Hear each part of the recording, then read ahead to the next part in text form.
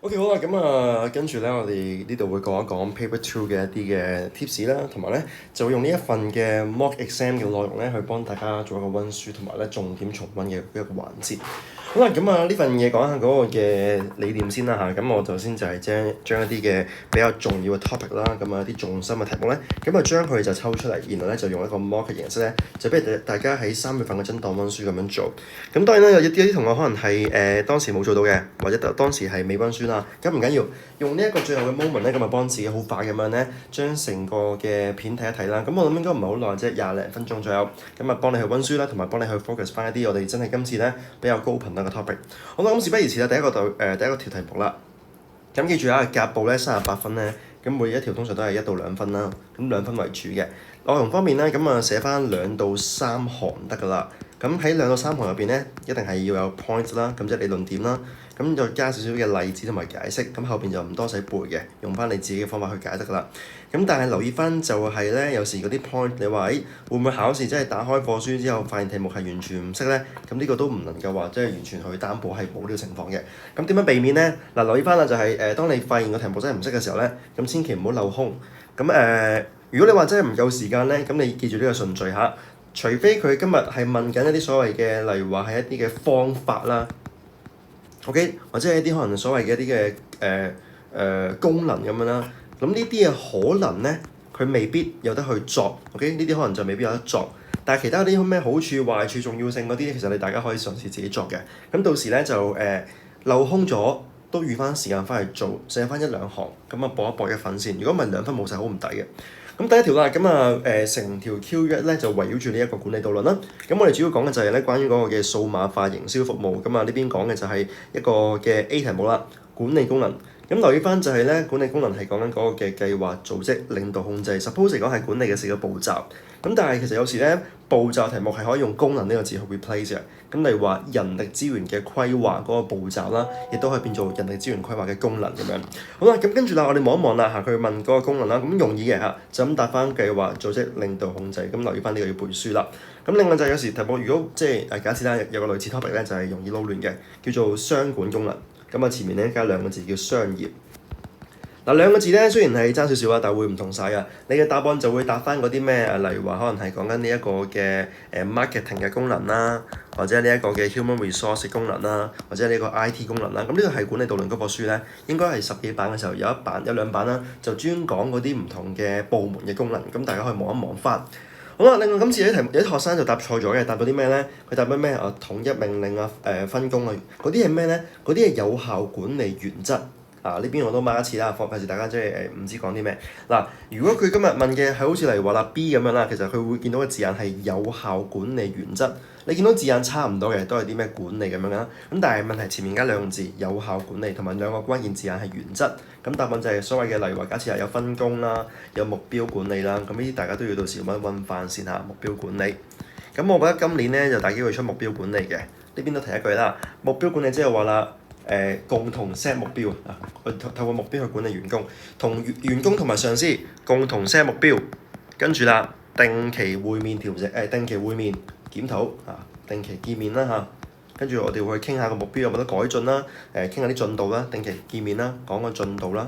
OK， 或者係一啲嘅回饋啦，咁樣呢個就係目標管理原則啦。好，咁但係今次我問嘅就係呢一個 case 違反啲咩咧？咁就今次就唔係違反目標管理啊，係違反咗統一命令。原因就係因為啦，佢話呢個公司咧其實咧係有2個嘅創辦人，但係全部員工咧暫時都係 order 於2個人。咁呢個就唔 make sense，因為 suppose 嚟講，我哋應該係建議就每一位員工咧只有1位嘅直屬上司。如果唔係就會有混亂嘅指令啦。好，咁你見到啦，佢違反咗原則1分。第2分，佢話原因啊嘛，用翻個 case，因為有2個創辦人，好，咁呢度加埋2分。好啦，咁最尾下邊呢個位就背書嘅，冇乜特別嘅創業家精神。咁呢個咧係曾幾何時喺呢一個嘅2024年22年咧，咁就係當時 Paper One 度問過，咁大家都要背晒佢。嗱，最好用翻我呢度3個字背晒佢。如果你真係懶嘅，背2個即係同音近音字啊，創新競爭嚇。咁企業家精神就係會有創新同埋會有競爭。咁至於下邊嗰啲工作機會咧，就自己睇下可唔可以背到啦。好，咁Q1 就加埋咧，合共8分，圍繞住嘅就係管理導論嗰本書嚇。咁我哋呢個係以前冇嘅，以前係 Paper One 嘅，而家擺 Paper Two 度。好啦，咁 Q2 啦，就關 marketing 事。咁首先第一個嘢啦 ，core topic，啲人第一擔心啊，即係有 DSE 會唔會突然間變晒啲題型咧？嗱，咁以我嘅見解啦，我哋 paper 1、paper 2咧，你就係由23年開始已經開始變深咗噶啦。以往就咁問你A 嘅好處，而家就會話可能從從 B 嘅角度解釋下 A 嘅功能，咁就你見到係會跨 topic 嘅。咁今次都係啦，問 chapter 1嘅嘢，營銷嘅概念啦，再加埋 chapter 2嘅呢一個嘅顧客嗰啲嘅咩研究嗰啲嘅重要性咁樣啦。咁所以其實加埋一齊嘅，唔係好難嘅啫啊。首先第一個啦，營銷概念就係找出和滿足需要同埋賺取利潤。咁再加埋啦，例如話透過問卷收集佢哋嘅看法，咁任你作嘅啫，冇乜特別嘅。最緊要係知道嗰個營銷概念係咩東東啊，呢個好關鍵啦。好啦 B 啦，目標策略，咁點樣去嗱？首先你要知道先啊，我哋有3個策略嘅，咁除咗答案集中之外咧，仲有個呢一個嘅差異啦，同埋嗰個嘅無差異啦。咁其實點樣去界定咧？好簡單嘅啫，你望一望題目嗰個嘅 case 啊，佢有冇寫到明目標顧客嘅人群係乜嘢人？如果佢係無差異嘅話咧，咁應該佢個答案入邊咧就會話，題目入邊就會話係所有顧客嘅啊，所有顧客。咁如果係差異嘅話咧，可能佢會俾幾個例子啊，年輕人啦，或者可能咧同一時間又會有長者啦。咁有一點就可能係咩日文班啊、韓文班啊、泰文班，其實呢啲就係針對住唔同嘅群組，咁就係差異啦。至於答案嘅集中又有啲咩特別咧？咁你發現題目上面咧就只會得一類人嘅啫。嗱，例如話呢度啦，目標顧客是年青人，得一類嘅 ，OK， 一 type 嘅 ，only one type。咁呢一種 case 咧就一定係集中㗎啦。好，咁然後啦呢一個嘅C 啦。2個撇油性嘅原因，咁啊呢度咧都背書嘢啦，收回定價啦，同埋利潤最大化。咁至於3都好噶，你嘅產品夠獨特、夠創新又夠創意咧，咁都可以高定價嘅。提一提先嚇，撇油性係講緊先高後低 ，OK， 先高後低。開頭咧賣到好貴，賺翻啲錢翻嚟先。咁後尾啦開始都冇咩人買啦，或者係可能都產品都熱門咗啦，咁就慢慢減翻低去翻大眾市場。OK， 先高後低。同佢相反嘅就係呢一個嘅市場滲透性定價啦，咁就會係低定價，之後一般都唔會加價噶啦，所以嗰個係只會低嘅啫。好，咁啊呢邊就係啲定價嘅一啲原因。咁今年考啲咩我唔知啦，但係如果問原因嘅話咧，咁都背一背都好嘅。如果佢唔問原因咧，咁大機會就叫你講翻有邊一種定價策略就啱個 case。所以你望翻啦，到底佢今日嘅目標係想增加佔有率啦，定係想去增加利潤啦？利潤嘅話就撇油性。佔有率咧就呢一個嘅滲透性。好啦，跟住啦 Q3啦，咁啊書店 IT 嘅一啲嘢啦。首先電子營銷嘅益處，咁啊點解要做電子營銷？咁呢啲簡單啦，慳成本啦，方便顧客，即係同埋呢個服務時間延長啦。咁呢啲我諗大家都易處理嘅嚇。3 boy 啦，咁啊忠誠度因素都唔難嘅，都係背書嘢啦，滿意度啦、質素啦、溝通啦。咁但係留意翻就係喺答嘅時候咧，你要界定翻到底今日嗰個忠誠度係 for 啲咩先？今日係 for 網上嗰個嘅書店個 app，就唔係嗰啲咩書嘅質量啦，亦都唔係嗰啲咩送貨時間，因為佢講嘅係個 app 啊嘛。送貨時間係嗰個嘅快遞公司嘅問題，就唔關 app 事嘅。咁有啲咩關 app 事咧？例如話啦，個 app 用起身會唔會流暢啦？有冇好多嘅書嘅種類俾人揀啦？或者係個 app 壞咗有冇即刻處理投訴啦？咁呢啲全部都關個忠誠度事嚇。好啦，C 啦，員工編制咁啊，本身筆記入邊係步驟嘅，招聘跟住呢個甄選受僱咁啊，都係唔難背啦。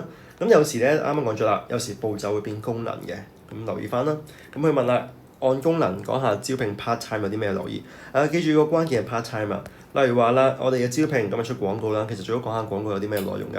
咁例如話 part time 會有呢一個嘅時薪啦，你寫到嘅話就會好啲㗎啦。咁同埋下邊嗰個嘅受僱咧，都可以喺呢一個嘅受僱嗰個嘅內容嗰邊咧，就定翻係啦，薪酬啦，翻幾耐啦。咁個 post 又可以寫嘅，跟住受僱嗰個嘅合約內容都可以寫做例子。咁至於嗰個嘅甄選都 OK 啦，即係例如話啲準則啦。咁留意翻今日呢一個嘅係個員工咧，其實係呢一個嘅技術專員嚟嘅。咁所以咧，呢邊我改一改先都唔係咁好嘅。佢話嗰個嘅對書本認識其實係錯咗嘅，應該係對 IT 嘅認識啊。咁呢度大家都要留意翻。有時佢好陰嘅，即係表面上係書店，但係請翻嚟原來嗰個咧係清潔人員咁樣，即係假設啦。咁其實你要答翻嘅係清潔人員，就唔係佢對書店嗰個認知咯。呢個就冇乜關聯性㗎啦。好啦，咁最後啦，呢一個嘅 dot 啦，用兼職嘅好處，咁啊唔難嘅嚇，慳成本啦，同埋呢一個嘅彈性。咁點解慳成本咧？因為 part time 人工低啲，佢哋按時薪計嘅，同埋咧可以就係有需要先用。咁同下邊彈性差唔多啦，就係、你旺季嘅，或者係你今日好多人用個 app 嘅，就請翻嚟。如果唔多嘅，咁就唔好啦，即係嗰啲 IT 專員咧就可以唔需要留喺度。如果你係 full time 嘅話就麻煩啦，無論有冇問題都好啦，個 app 佢運作正常，你係要俾月薪佢，咁就變咗係個開支比較大啲啦。好啦，跟住啦第4條啦，咁啊搞演唱會啦，演唱會嘅啲人力供應因素啦，咁包括啦政府嘅條例、人口結構呢啲都係我諗簡單大家自己望得啦，我呢邊唔多講啦。咁但係留意翻就係咧，通常嗰個答案就唔好點樣嗱。通常咧，我建議失業率咧就最尾先講啦，除非你真係寫得好好，因為呢個 point 比較百搭啲嘅。任何行業、任何工作你都可以話失業率，但係一啲嘅例如話工作要求啦，咁今次可能係呢一個嘅攝影師或者係呢一個公司係需要請人翻去做音響啊、燈光，咁可能本身佢唔夠人嘅話咧，咁就會即係可能呢方面，如果對方冇呢個技能嘅話咧，就會係請唔到啦。好啦，咁4 boy 啦，保險。個分類係責任保，咁啊包括咩咧？公眾賠償，賠俾大眾啦。咁例如話場地嘅問題令到受傷啦，可能你係音響突然間有呢一個嘅假設啦嚇，音響突然間跌咗落嚟砸親人，咁都要賠錢啦。咁另外就係僱員嘅一啲責任保險僱員賠償保險啦。記住個名要背啱咗啊！任何保險都一定要背個名，個名唔可以錯，一錯就會扣分啊！背名。好啦，咁啊呢兩種都係一種嘅責任保險，係賠俾人哋嘅嚇。好，咁然之後啦，喺呢一度咧，仲有個答案嘅，如果筆記入邊叫做產品責任保險。但今次我哋就唔用啦，因為搞演唱會咧，其實你嘅產品咧就係演唱會本身嘅啫。咁你話顧客因為演唱會而受傷，即係因為演唱會受傷咧，呢個 case 咧其實係少啲嘅。但原因就係因為你個演唱會就係唱歌，咁如果你話我入到去場館入邊俾人撞親，嗰個叫公眾責任啦，但係同產品就冇關係嘅。你要講產品嘅話，就唯有話個歌手首歌太難聽，聽到你嘔咗，咁就可以賠俾你。但呢個 case 就比較極端啲，所以呢個咧產品責任保險咧今次就冇得寫啦。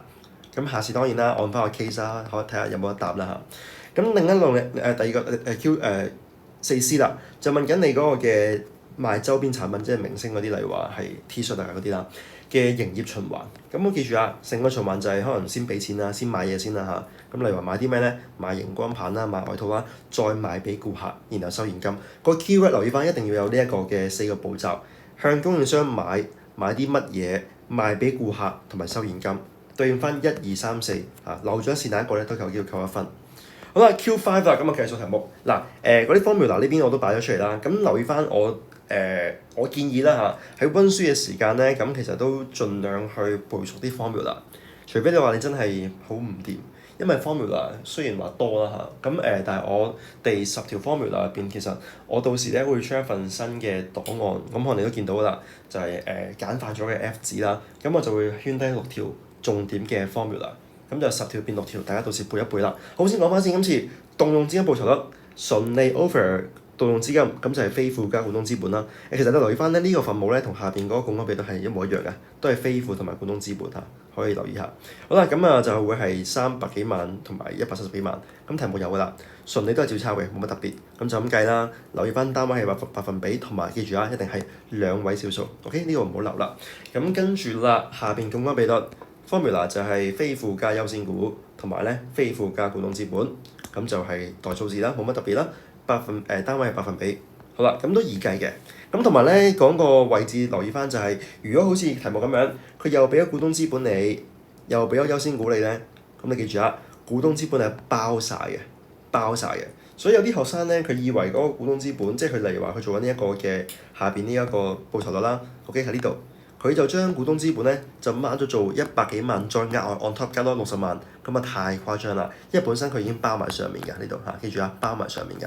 好啦，咁只不過佢係分出嚟等你知道哦，原來咧有咁多錢係優先股，除非今日股東資本變咗做普通股，咁佢就應該係2個商家先至係呢一個嘅總資本，否則咧應該係股東資本嗰個名咧係包晒全部。好啦，咁跟住評論題啦，留意翻就2個步驟啦，一個要對比啦，講下你多幾多先啦，同埋最好寫埋咧呢啲定義啊，即係反映咗啲咩咧？長期債務比例多過人哋。另外咧就係講下個問題啦，即係你既然咁差啦嚇，你個比率咁差啦，即係話你風險過高，有機會還唔到錢。咁呢度2分自己都記一記點樣做。Q6 啦，咁啊講一間公司關於手機遊戲嘅電子 game 手機 game 啦，咁佢嘅業務就係啲人課金，俾錢課金嚇。好啦，咁第一條啦就問你同在職相比，幫員工新入職員工安排課堂培訓嘅好處，咁係啲咩咧？咁留意翻呢啲題目咧，叫做係都麻煩嘅，因為佢表面上問緊嘅係嗰個嘅課堂培訓啦。其實暗碼底咧，佢係做緊就係要你同在職相比。其實你要答一答案，你發現望翻筆記好搞笑㗎。你答嘅唔係課堂係成個職外培訓嘅好處咁呢個 DSE 都咁樣做啦，我就唔係好理解，但係佢咁樣出，咁冇辦法啦。好啦，咁有兩個答案係建議嘅就係有系統。咁可以扣翻呢一個嘅培訓啦、課堂啦。咁例如話啦，你逐步咁教佢。如果你話平時在職培訓咧，可能係員工指導咧，其實就始終唔係一個專業嘅課程咁樣其實教嗰啲嘢比較零散啲嘅但係如果你話課堂嘅話，假設啦，我哋會教你嗰啲 game 啲數值啦，點樣做客服啦，點樣心理啦，咁就會相對嚟講有邏輯同埋有系統啲。另外啦，就係減低你工作嘅干預，即係你唔會話因為咧佢要喺翻工過程入面培訓佢職外嘛，即係話你當啦，放工時間又好乜都好，咁佢翻工就照翻嘅，只不過係放工之後先學啲嘢，所以佢就唔會干預到本身工作進度，亦都唔會減慢咗佢工作嘅效率，係啦。好啦，咁B 啦，員工考績步驟背書又冇乜特別啦。set 目標同埋溝通兩個步驟唔好漏記住係一定有 set 同埋溝通呢兩個字眼，訂立與溝通。第二步啦就係都麻煩嘅量度加比較，有啲人就咁寫量度扣1分咁記住考績、訂立、表現、溝通第一步，第二步量度比較。咁講埋啦，順便3就係呢一個嘅去就係同佢一啲面談啦 ，OK 面談啦，同埋咧就聽翻佢講自己嘅 feedback，佢自己有啲咩回饋或者你又可以俾 feedback 佢啦，佢又可以俾翻啲佢自己嘅諗法你啦。好啦，第4步啦就係做翻啲人力嘅決策啦。咁你講完之後講一輪啦，到底你想點樣處理咧？係幫佢升職定係諗住幫佢停合約啦，咁都可以去諗一諗嘅停約啦，或者即係解僱都得㗎好啦，咁呢個就簡單嘅步驟。然後啦 C 啦，咁內部溝通計劃。如果問到我覺得簡單嘅，因為一諗就知啦首先可能有啲咩聚會啦、開會啦，咁呢啲我諗冇乜特別。咁你最尾講翻就係呢一個活動點樣幫助嗰個嘅環境適應，就唔好話咩開會如果你犯錯誤，通常犯啲咩位咧？就係講咗聚會，然後咩增加僱員嗰個嘅士氣增加嗰個凝聚力啦，咁就唔啱嘅，因為佢問嘅係點樣適應環境，所以你要講翻就係透過呢一個嘅聚會，咁員工可以更加輕鬆咁樣咧去同其他人提問啦，或者可以問一啲自己擔心嘅嘢啦，咁就幫佢盡快咁樣咧適應工作環境咁記住要扣翻嗰個字眼。好啦，最後啦呢個就唔係最後，即係 D 啦我建議大家就係要背一背長短期融資，咁到時可能會問 essay， 我都唔敢話我覺得有機會問 essay 嘅咁就會問嗰啲因素啦首先就係要對比兩樣嘢，有啲咩準則咧？成本啦、彈性啦、風險啦。咁下邊嗰個我就唔多講啦，因為其實都唔使背咁多個嘅，同埋下邊嗰個冇咁易理解。好，頭3個先，成本咁短期咧一定係平啲，長期貴啦，因為長期咧有一個叫做所謂嘅利息總開支比較多，原理就係因為借得耐你借咗幾年咁一定貴啲啦彈性方面啦，咁長期就係一借就借好耐嘅，同埋你要固定還款就冇乜彈性。而短期嘅話咧就可以選擇，OK 有需要就借，冇就還咗佢，跟住下一次再借咁就好啲。咁但係當然啦，咁有彈性嘅話咧個風險就高啦，因為短期融資有機會咧就係唔批嘅佢如果唔俾你再借咧，咁你就大鑊啦！你成個嘅計劃係需要去拖後咗，甚至乎係有機會係要停止個項目。咁好啦，呢個係我覺得最難嘅營運資金嘅成分，好重要。首先咩營運資金咧？下邊有啦，應收、應付、存貨加現金。咁你睇下啦，佢問你點樣改善現金狀況，即係話點樣令到間公司錢咧唔好入不敷支好簡單嘅啫咁例如話啦，應收咁收快啲咯，收緊啲咯，OK，叫啲人早啲還款啦。存貨啦，將你嗰啲嘅產品，例如話你今次係課金噶嘛，就叫啲人咧，你可能打折扣快啲賣出去。OK， 即係可能本身係500蚊抽10次嘅，咁限時優惠300蚊咁樣，等啲人快啲俾錢，咁你就盡快有現金流啦。好啦，應付貨款啦，有時可能你有啲嘅欠款啦，例如話你做嗰啲嘅可能你有啲嘅廣告啦，有啲嘅動畫，即係你叫啲人幫你 design 啦，咁你可能筆錢又未找嘅，咁你可以拖住先，但係當然唔好拖咁耐啦用盡嗰個嘅寬限期，咁就慢慢還，等你可以留翻啲現金喺度。最尾啦，喺現金措施方面咧，例如話你可以配合翻嗰個嘅現金流入同埋流出嘅時間，即係話你用錢嗰下咧，你應該係先收咗錢先，或者你唔好差太遠。你今日俾咗500蚊出去咧，咁你應該就要盡快咧收翻500蚊翻嚟嚇，咁啊留意翻嗰個配合啦。再唔係啦，就真係唔夠錢啦，咪借咯，借啲短期貸款翻嚟應付翻現金上面嘅開支。有啲用戶突然間話退款，咁你冇錢俾，但呢啲款項係短期嘅事噶嘛，咁就可以短期貸款啦，就唔需要去到長期嘅，因為呢啲係一次性嘅啫嚇。好啦，今日 Q7啦，今日一間嘅本地餐廳啦。咁啊，主打啲融合菜啦，咁通常冇乜特別嘅個案都。好啦，咁下邊啊望一望啦，回本期點計咧？首先今日開頭俾咗百幾萬出去，開頭俾咗400萬出去，每一年收翻140幾萬。咁咧，我覺得今年咧應該出回本期，所以大家可以留意下先嚇。回本期啦，咁啊點樣做？要計一計就係首先邊一年係咁啱會爆咗嘅，哪一年會爆數字？嗱，咩叫做爆咧？就係你嗰個嘅收入加埋已經 cover 咗嗰個嘅開支啦，即係個成本啦。咁例如話你140幾萬啊嘛，你其實心算下啦，14乘3，如果第3年咧 year 3咧，其實佢嘅條數咧一定係摸頂400萬，咁就叫做爆啦。咁你即係話其實佢回本期咧係會喺第3年之前，同埋咧應該係第2年之後啊。好啦，第2到3之間啦，咁所以就會俾咗2佢先，或者點樣去理解咧？就係你400幾萬。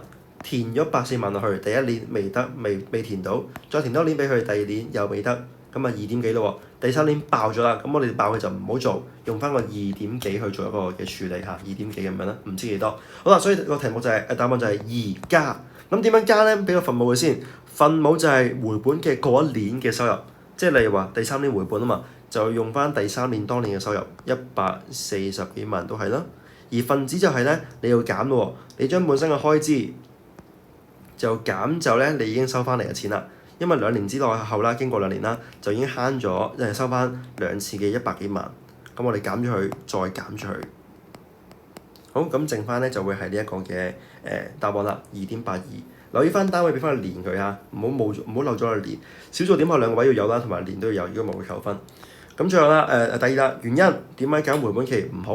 咁有啲人諗到嘅都好好啦，有啲人做到啦。忽略咗現金流啦。咁但係留意翻個現金流咧係回本期之後，因為其實佢唔係 miss 晒嘅。你望翻題目啦，佢係會去諗每年嘅現金流啦。但係我哋只會界定就係幾時回本啫嘛。所以其實2.82年之後發生咩事咧，我哋係唔理嘅。咁答案就係呢個啦，忽略咗回本期後嘅現金流量。第二啦，忽略金錢時間值，即係佢冇將嗰個嘅收入咧就走去貼現啊。咁但係其實呢一個例如話呢個啦。佢話咩減咗維護成本之後咧，就當係百幾萬，但呢百幾萬其實咧係冇考慮到嗰6%嘅，所以佢係無視咗個資金金錢會升值啊貶值嗰個問題，咁就唔係咁好啦。第三，佢顯示唔到淨值，佢會講回本期係幾時回本，但係佢講唔到回本嗰個嘅增長，即係例如話我知道 OK3年內回本，咁但係問題就係回本之後間公司係賺定係輸咧，咁其實係唔知道嘅嚇。好啦，咁跟住啦，再落去啦，去到我哋嘅 B 存貨管理嘅一啲嘅答案啦。咁佢就話啦，存貨管理嘅角度入邊咧，太多存貨有咩問題？咁3樣嘢啦嚇，第一個存倉，即係啲貨擺倉度貴咗啦。第二啦就係機會成本。你啲貨擺喺度，你買得太多貨，你就唔可以用乜錢去投資，咁就嘥咗啦。另外啦，你啲可能咧，你買太多貨翻嚟咧，嗰啲嘅貨呢度有啲錯，佢應該唔係機械人啊，所以應該係食材啊。咁有啲咩問題咧？就係食材會損壞啦，會過期會變質啦，咁就係相關嘅一啲嘅問題啦。咁就由技術過時咧變翻做呢一個嘅食材損耗啊。咁大家都可以留意翻，到時望翻個 case 咧，其實可以變嘅食材損耗啦，科技過時啦，咁呢啲都係啲合理答案，即係等於係你件貨冇咁值錢啦，一係爛咗，一係擺太耐舊咗，一係就係個型號 out 咗，咁都有機會令到你嗰個存貨成本變多嘅。好，咁C 好多人都答唔到，因為佢好似唔係咁簡單咁樣。其實咧個概念就係望翻邊個係主角。如果佢話就乜乜功能嘅話咧，咁呢個就係主角啦，呢個就係主角。用佢做一個論點，解釋下點樣幫 marketing 手。咁例如話啦，佢可以 set 個系統翻嚟幫個 marketing，例如話做一個咩網上問卷啦，又得啦，做個 app 又得啦。另外佢可以 store 數據，咁佢可以幫例如話啦，有一堆顧客嘅資料，佢可以幫佢 store 咗佢，幫佢管理啦，幫佢做一個嘅程式，佢要發出嚟歸納用戶數據又得嚇。咁記住啊，背書位係背翻嗰個嘅就邊個功能，後邊嗰個咧係攞嚟做例子解釋嘅啫嚇。咁下次考試可能會問啲咩咧？上年就問營運管理啦，咁今年我覺得係應該問資訊或者有機會咧問風險管理部門，咁大家都可以留意翻，兩個都有機會嚇。跟住啦，D，咁我覺得呢個易做嘅，對比商業和個人，留意翻，千祈要記住啊！呢4個論點咧，而家擺喺度嘅，大家翻去自己睇。我覺得係最關鍵嘅，因為咧佢呢一課書其實教科書好多 point 啦，咁有8個左右啦。其實咧有4個係不斷咁樣俾人哋去 ban 嘅，咁而家我擺出嚟嘅4個就係最穩陣嘅，記咗佢。購買數量每次唔同，需求性質一個係自己用，一個係可能係大量使用或者係轉售時問題。關係方面，商業嘅要長遠啲，個人嘅短暫啲。複雜性方面啦，個人嘅簡單自己話事，商業嘅話要部門啦，要程序啦，麻煩嘅。好，咁啊，即係最後啦。essay 題目，咁啊好緊要嘅題目。第一個咁啊步驟題啦，10分題。咁留意翻有5個 step 嘅，咁所以其實呢個 step 咧，其實咧就係呢一個嘅2分1個啊。咁因為如果佢俾3分嘅話就太誇張啦。你15分入邊攞10分咧係太唔公平，所以一般啲題目都係定10分做滿分嘅，即係每個 point 2分咁樣。好啦，咁留意翻呢個步驟咧，就記住啊，佢係講緊新供應商，所以咧其實咧佢係呢一個嘅商業嘅買家嘅步驟，就唔係平時有啲咩個人嗰啲咩 lead DCBA 嘅。咁例如話你如果個人嘅話咧，第2步應該係呢一個嘅搜尋資料啦。咁但係如果係商業嘅話就係揾供應商啦。咁呢啲位置咧我唔需要多強調嚇，大家自己望得啦，因為2分題目唔係好難。咁溫住佢重要嘅，我覺得會出應該。好啦，跟住 B 啦，咁呢個就難啲做，預算差異嘅成因。咁其實咧主要係有4個範疇啦。咁有3個筆記有嘅，銷售額啦嗰啲，即係例如話銷量唔得啦，售價平咗啦。咁第2個啦，原材料啦，啲貨壞咗，啲貨爛咗，啲貨太貴。人工方面啦，人工太高或者係啲僱員做嘢太慢都有機會嘅。咁就每個嘢最多加埋3分。點解攞3分咧？有時有啲學生可能會講，例如話銷售方面咧，佢係齋講銷量 ，OK， 齋講銷量，佢淨係講銷量，係咁講點解銷量唔得？咁其實咁樣做咧係唔係好安全嘅，因為你好難做到3分嘅。所以啱啱點解我係咁講每一個嘅分類咧，都有2種例子咧，即係例如話我會講銷量同埋呢個咩咧，就係售價低咗啦。咁你兩邊都答晒就安全啲，容易啲攞3分啊。咁啊，今次易啲啦，8分做滿分。咁你每個 point 2咁樣，都起碼6分先啦。咁下面嗰個 extra 嗰個租金咧係難嘅，因為呢個筆記冇啦，咁佢嗰啲突然間加上去。嚟緊我就唔知會唔會有呢個情況，咁大家可以留意翻。但係其實租金嗰個嘅開支都常見嘅嚇，咁但係佢始終唔 under 上面嗰啲背書嘅，佢突然間新加佢，咁我就唔多講啦。好，跟住9A 啦，行人地心，記住啊！如果佢問區隔就行人地心，如果佢問個評估準則點樣去評估市場咧，就係嗰啲咩企業嘅資源啦、目標啦、市場嗰個嘅特點啦嚇，咁呢啲係嗰本書都有嘅啦，應該會望到噶啦。好啦，咁呢度行人地心，留意翻就係要按翻旗艦店嘅 case，咁好多人都 miss 咗嘅。咁例如話啦，人口方面啊，你分完之後分咗呢啲人啦、年齡啦、職業啦，咁點樣去俾例子咧？用翻銀行嘅嘢，多錢嘅人就做翻啲高端理財。咁可能係一啲投資項目啦，一啲係即時嘅一啲嘅客服啦，單對單嘅一啲嘅支援啦，長期跟進嘅措施啦，咁呢啲都要有啦。另外可能咧係如果你話平民百姓嗰啲，可能就係比較常見嘅一般嘅普通理財服務，咁就用人口去界定。咁下邊嗰啲都自己望啦。咁我覺得咧喺考試入邊咧，你要寫個順序咧，如果你有記得嘅話啦，就人口同埋行為就寫先，因為呢啲係容易攞3分嘅。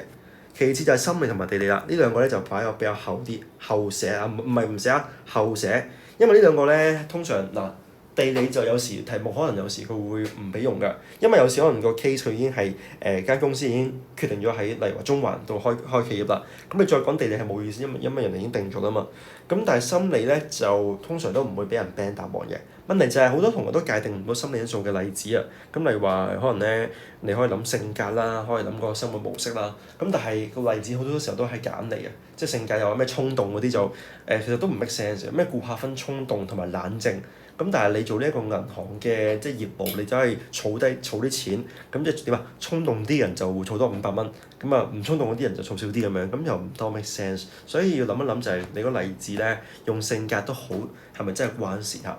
咁啊最後啦，嗰個嘅 Maslow 容易嘅，我覺得嚇2分2分咁樣落去。但係記住啊，Maslow 咧唔係你任寫嘅，你記住係一定係關個 case。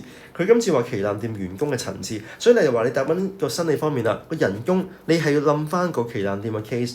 旗艦店即係話應該好忙啦，好重要啦個崗位，同埋好多顧客啦，同埋應該係好重要、好重視嗰個員工嘅形象啦、工作態度啦，所以就對佢哋應該係好辛苦嘅。咁你嘅人工就高啲啦，或者係啦多啲時間俾佢唞下啦。因為既然係旗艦店嘅話，你應該俾多啲休息嘅機會佢哋。好啦，安全方面啦。咁你作為旗艦店，應該係需要嗰個保安系統好啲嘅，咁多啲嘅保安啦、完善嘅機制啦、報警系統啦。如果唔係啲員工翻工都驚㗎嘛會。咁下邊嗰3個反而冇乜特別。講翻銀行嘅嘢就得啦。咁但係好多同學咧，其實主要就喺自我實現同埋自我需要方面咧，就容易撈亂啊，或者係啲例子會相撞。咁我覺得盡量喺頭4個入邊咧攞足晒2分啊。咁其實加埋已經8分㗎啦。跟住 essay 咧，你俾我揀咧。除非你真係冇背過書啊，如果唔係一定係揀咗冇財務嗰條先。例如話今次咧就唔好走去揀呢個 Q8，因為通常財務啲嘢咧你背完都未必識點樣解釋嘅，咁所以大機會失分。除非你話真係我今日成個 Q9 A、B 我係冇背到恆地心啊，咁簡單我都冇背到，我又冇背到呢個 master 我完全唔識，咁就出事啦。咁但係希望大家咧溫好晒啲先去。咁 essay 嗰啲題目咧我都冇得話點樣去挑㗎啦，起碼我覺得呢4條咧，我覺得高頻率啲嘅，咁大家溫晒佢。再講一次啦，成個 paper 2呢份嘅 mock 咧，咁你真係聽一次之後咧，啲 point 我希望嗰個嘅印象你會有啦。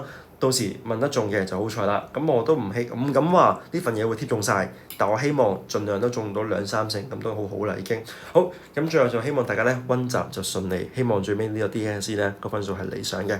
咁各位我哋再見啦。